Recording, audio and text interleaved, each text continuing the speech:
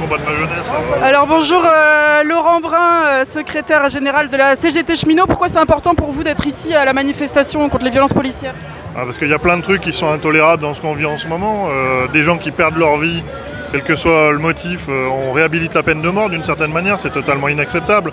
Le fait qu'on ait fermé les yeux pendant des années sur les dérives racistes dans la police et sur la quasi-hégémonie idéologique des racistes et des fascistes dans ce corps d'État, c'est pareil.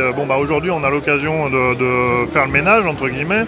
Il faut qu'on s'en saisisse et qu'on dise on arrête de tolérer que dans telle brigade on fasse passer des chants nazis en bande sonore, on arrête de tolérer que des groupes Facebook privés de policiers s'amusent à dire qu'ils vont tuer tout le monde. Enfin voilà, on est...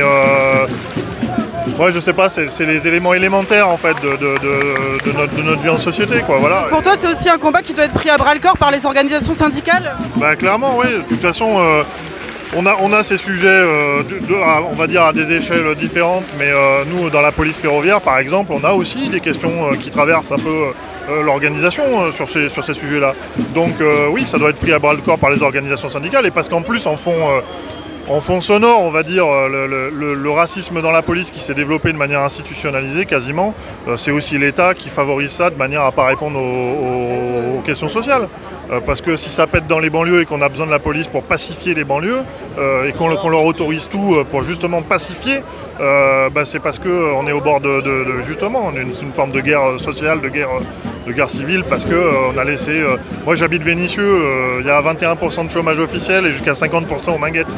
En 50% de chômage, on s'imagine quoi ?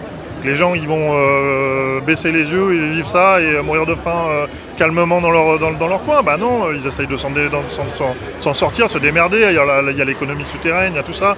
Et alors évidemment, quand on parle de problèmes de sécurité, on devrait parler d'abord des questions sociales. Parce que dans le fond, en fin du fin, il y a les questions sociales. Et comme le gouvernement ne veut pas en parler, il cause répression.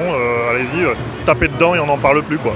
Voilà, et ça, c'est pas acceptable. Donc le rôle des organisations syndicales, c'est aussi de dire ça. Nous, on se bat sur les questions sociales en permanence. On se bat aussi contre le racisme, parce que c'est aussi des choses pratiquées par les employeurs pour diviser les salariés. Et donc, on est légitime à être là et à appeler à être là, surtout dans les semaines qui viennent. Après, on verra bien comment ça évolue, mais en tout cas, voilà. Merci beaucoup.